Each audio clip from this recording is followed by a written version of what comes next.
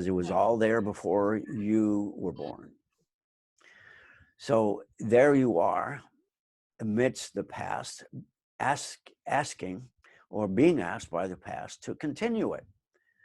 And people can do that, but they do reach a point where they have to make some kind of change and transformation. And on an individual basis, you know, that can take years, and it can operate in subtle ways or in major ways at given events that a person brings themselves to in one way or another. But that's like an individual path. But what happens when you have an entire culture that is failing? It's failing everyone in it. So you look at the people in that culture, and you notice, oh, well, there's for instance now, Uranus, which represents change and transformation and being a part of something more than just your own physical body and your own physical presence. Even your own spiritual being is part of something bigger. So as Uranus enters into our consciousness, we're put in a position by that to look at who we are and realize that we are not who we are. We need to become more engaged with the identity of someone who is not just a human being, but has a center within their consciousness that says, I am humanity. And as you are able to do that through the use of astrology, it will cause a crisis for you to try to be humanity. It will bring you to realize that there is an illness within you that is within humanity, and it's there for you to transcend. So if each of us are cells within this thing called humanity, we can begin to transform our human relation with the planet, and we can see ourselves more as the consciousness of the planet, which is what I'm trying to get people to see is their elevated self. You are the planet. Yeah, exactly. Well, sometimes don't you, have you ever found yourself as a person that explained this, find it difficult, and maybe people looking at you like, because I was trying to give this perception that you just said, this idea of what it is to a friend before coming to the conversation with you, because I was going through this. Yeah. And he was looking at me like, you know, when you do a weird noise and the dogs looks at you like that with a head like, and I just kind of look at you like, are you here? And then inside you, you're like, oh, if you only knew, if you only understood. And then do you ever have that around you? And what's your reaction? What do you do? Well, you know, I have on a number of occasions run into that situation. And, you know, you don't want to try to convince them that they ought to. You can only say, well, I understand what your point of view is. And I think that until you are curious enough to want to know what astrology can offer you and give it a whirl, see what happens, I'll leave you alone, because they're not ready. It's not their time. You could look at their chart if they were willing to give you the information, and you can see why they're not ready. So it's very simple. Don't push, don't shove, embrace and accept that they're not there yet, but whether they realize it or not, they're part of a much larger scheme, and eventually, you know, they may get it, but if they don't get it, there's nothing you can do about that. Exactly. It's knowing when to stop. Yeah, there's old Kenny Rogers song, know when to hold them, know when to fold, you know, something like that. It's about playing poker. you just have to be gracious about it, because you know, astrology is not just looking at the cosmos or the solar system or people's charts and so forth. There is an effect that using these symbols has on your mind. It opens and transcends and expands all of your ideas to include accepting people who do not accept you. Yeah. It's all right for them not to accept you. As a matter of fact, you can validate that for them. I said, I get it. Yeah, you know, it's not your thing, and it's fine. I just hope that you do the best version of yourself that you can manage. And the answer usually is, don't worry, I'm trying very hard to do my best at being me. And so their version of me is a material version, you know, the body, that's me, Yes. and so forth. And, you know, when you think about this body that you have, your mother made it out of her body, her cells. It isn't even you. It's another organ within her body, but it has this special capacity to be ejected. So she does. And then it cuts the umbilical cord. Then everyone looks at that body and says it's Verena. It isn't. It's your vehicle. It's your spacesuit, so to speak. The spirit is operating as a human being. You're a spirit on a human journey, and you need this body to be able to have it. So as you become confined, as it were, to this body, over time, you begin to realize that there's more to you than this body.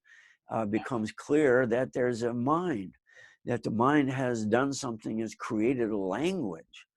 My God, out of sounds, just bloop, bloop, bloop, sounds, we create language to communicate what is going on in here.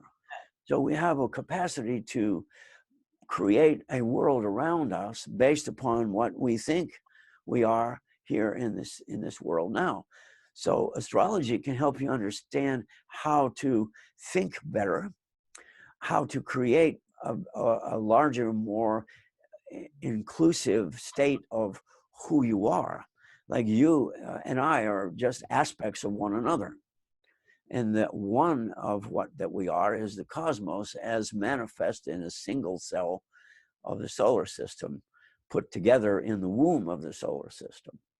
But that sun in the sky, you know, there's a sun somewhere else in the galaxy who sees it as a sister or a brother. So we have to see that we're also part of a larger thing called a galaxy. So everything that's going on here is creating consciousness that is destined to travel to other places in the galaxy. The consciousness will. It isn't necessarily going to be our physical bodies. We may send robots there. We may have artificial intelligence that is artificial to us, but to other species is something of a reality that they accept as the way life operates. Yeah. Very interesting. Very interesting. Before I lose the question that were coming through, so one was, oh yes, do you think, is through my researches and everything, because obviously, like I was always, you read my birth chart, but I don't know if you remember because you must be reading so many.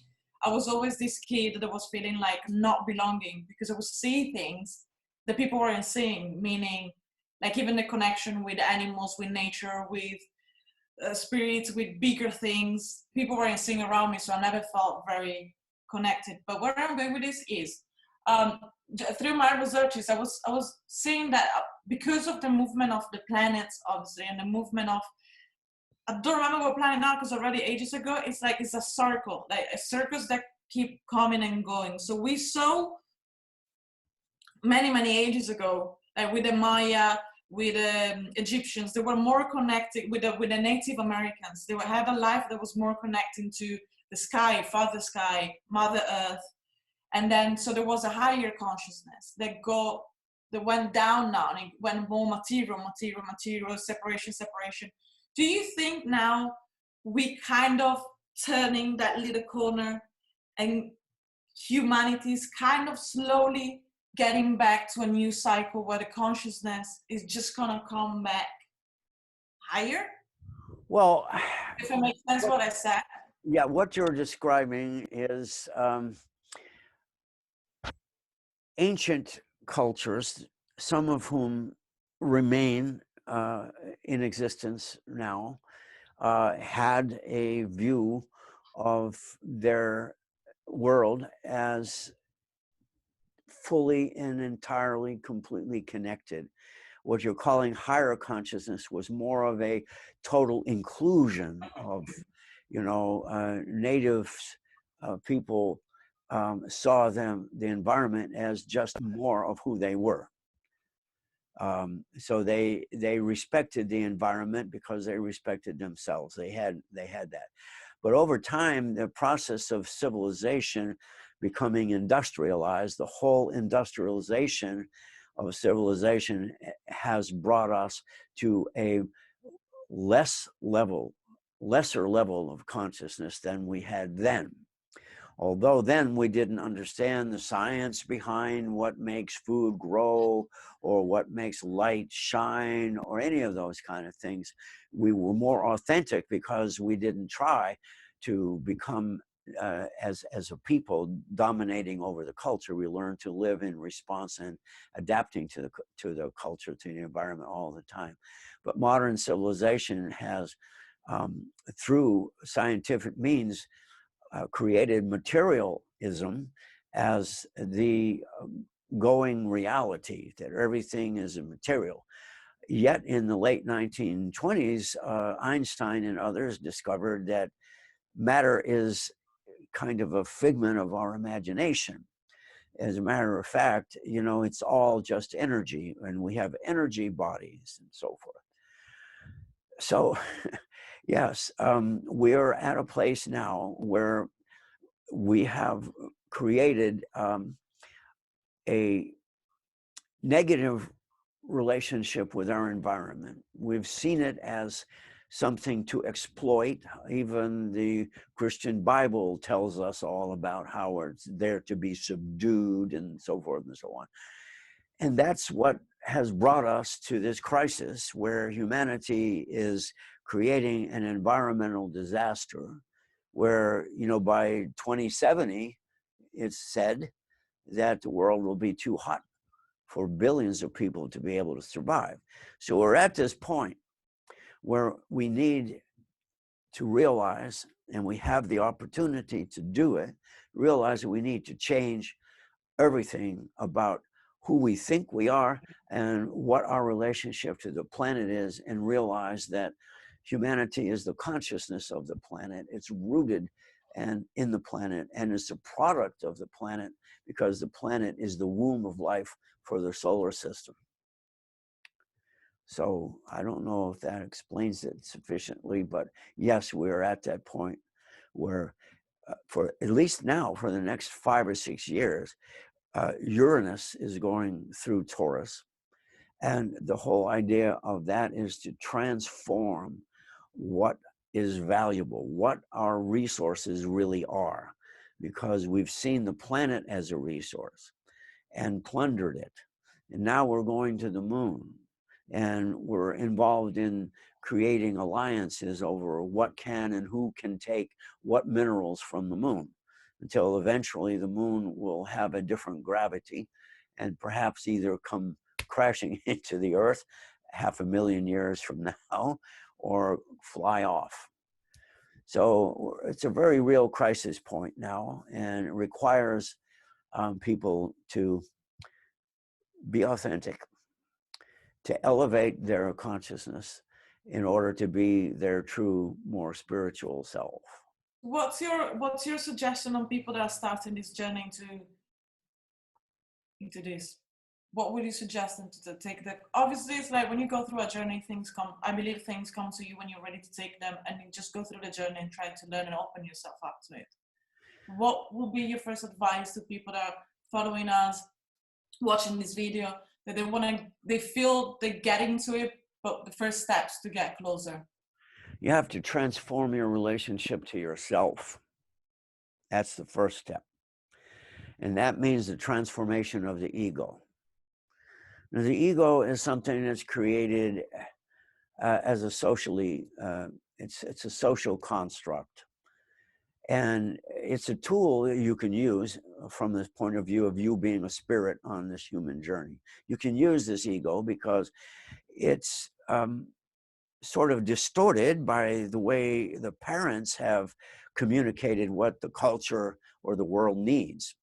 But there's a need for you to be fulfilled. There's a need for a human being to be born. So you get born as a response to that need that the world has. But you also have a need spiritually for your own spiritual growth. So you have to work on your spiritual growth. And as you do that, you recognize that you're becoming more and more what the world needs.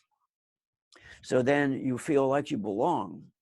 And when you feel like you belong, then you treat yourself better. And in so doing, you create love as a relationship that you have for you.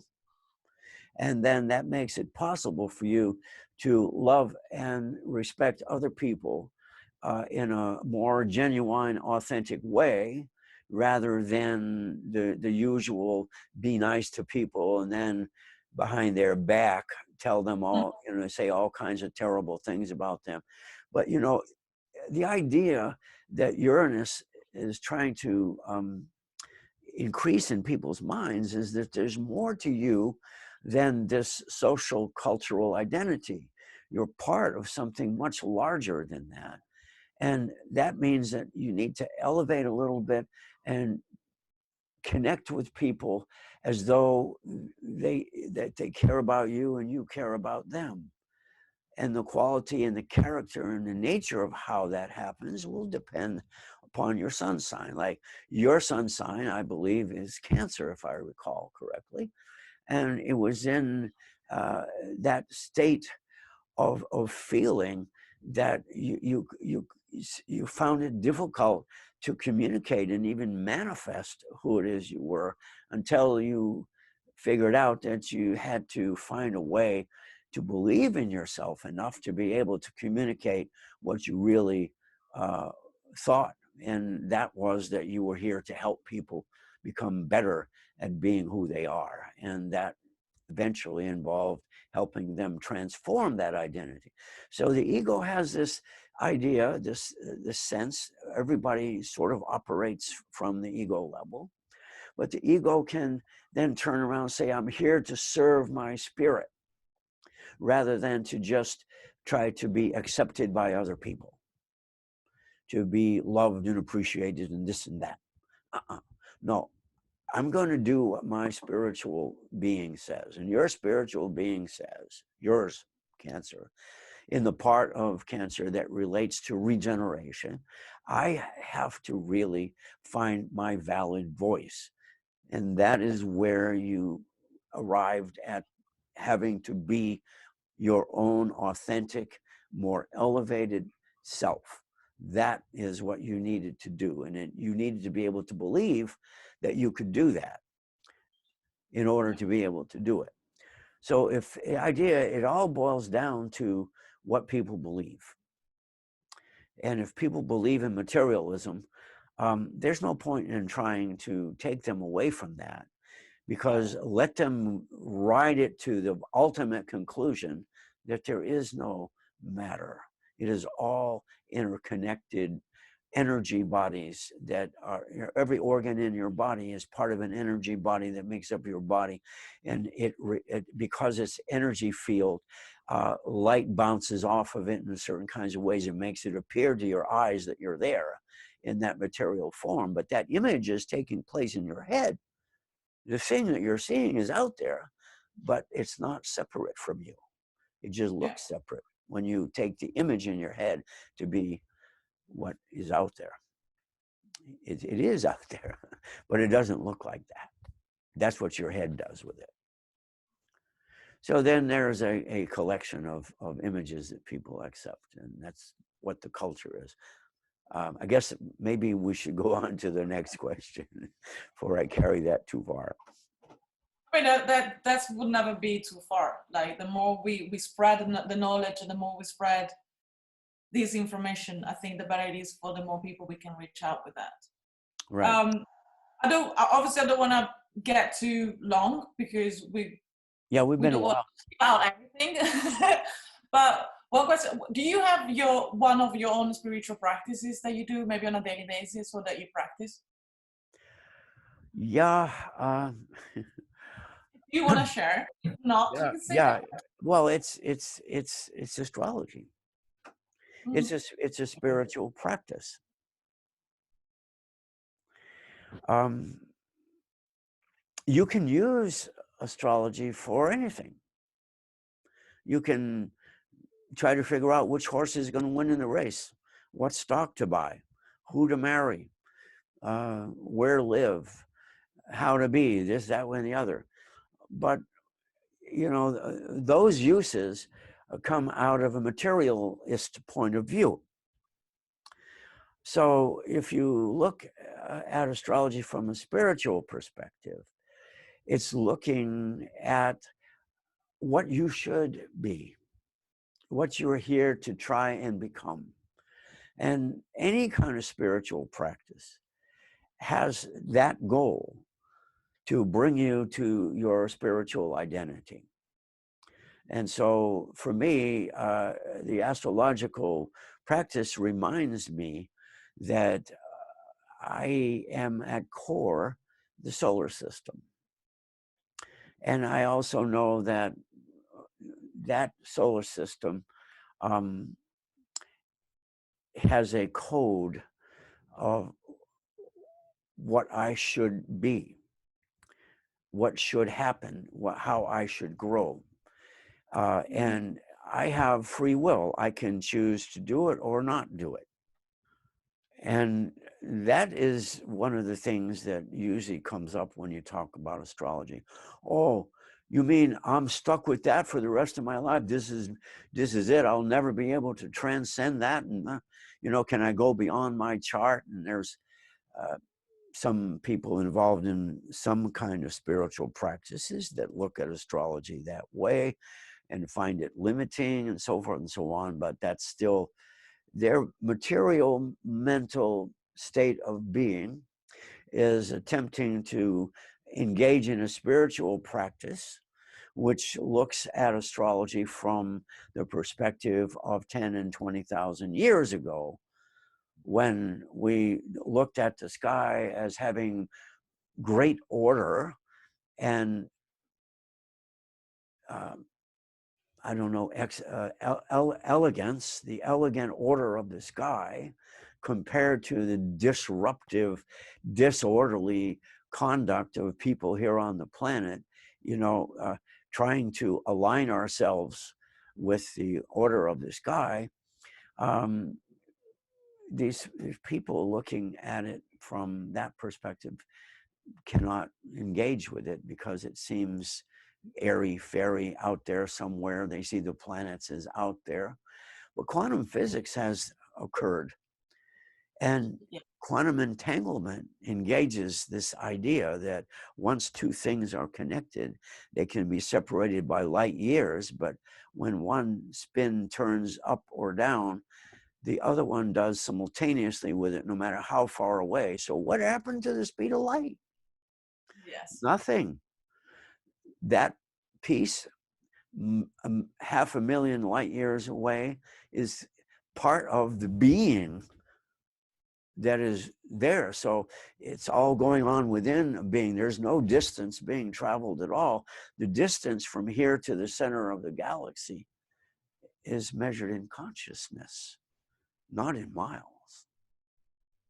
So the idea of becoming more and more conscious is what my spiritual practice is. So it requires walking meditation. Take a walk. Physical exercise, getting your body in physical shape, is a meditation. It is a spiritual practice. It is honoring your spaceship. as a temple within which you as a spirit are engaging with other energy bodies, trying to engage and becoming more and more sharing of a singular identity. Saith in the Bible, if thine eye be single, your whole body shall be filled with light. That's what I'm trying to get to without getting engaged in religion, because I think it's too restrictive.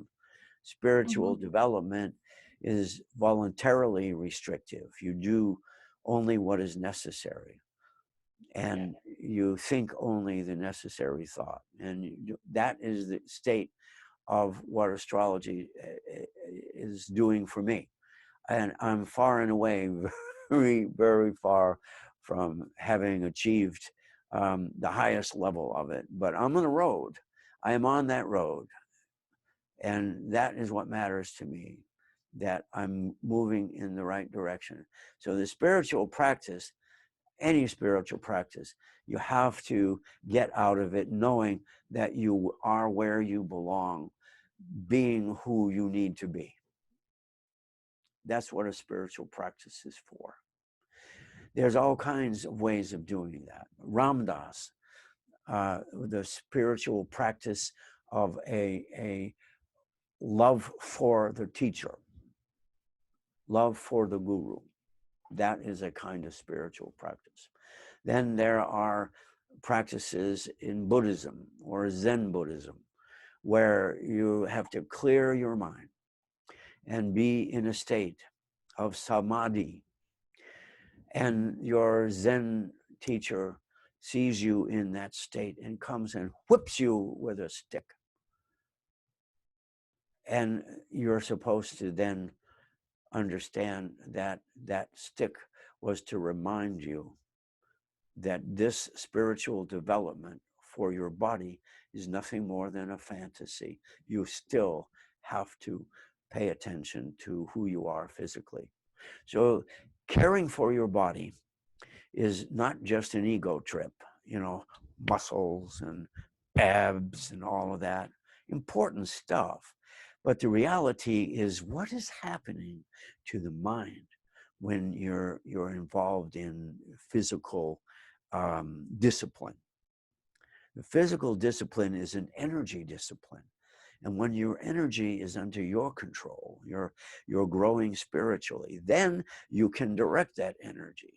But when the energy is controlling you, you're like in a chariot and the horse has gone wild and you're trying everything you can to control it. And then the horse breaks a leg. And then you have to take the place of the horse and get there on your own 2 feet.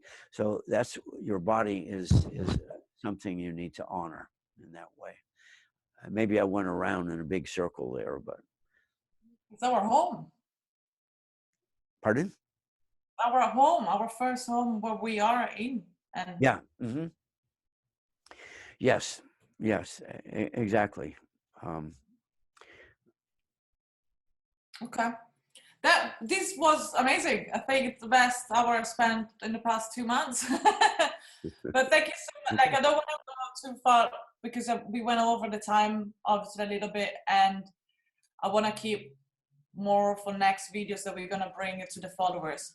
First and foremost, I want to thank you so much for this time and just all this knowledge that you brought to us, and hopefully all the people that are going to watch are going to enjoy this, and it's going to bring something to them to just open up a little bit more to this world, or to their own process of be their authentic, elevated self. Yeah. Would you like to add anything? Well, I mean, if I have to add anything, I would say that no matter what you're doing and who you are, you have to have a deep fundamental respect for yourself and a sense of believing in yourself and loving yourself. That's all essential and necessary, with or without astrology, with or without God, or with or without any form of development. Loving yourself is the first step. Fantastic. Thank you so much. Thank you. So just quick one to whoever is watching this, if you want to book a birth chart reading or an astrology reading with the amazing Ray, you know, it's www.BYAEScollective.com.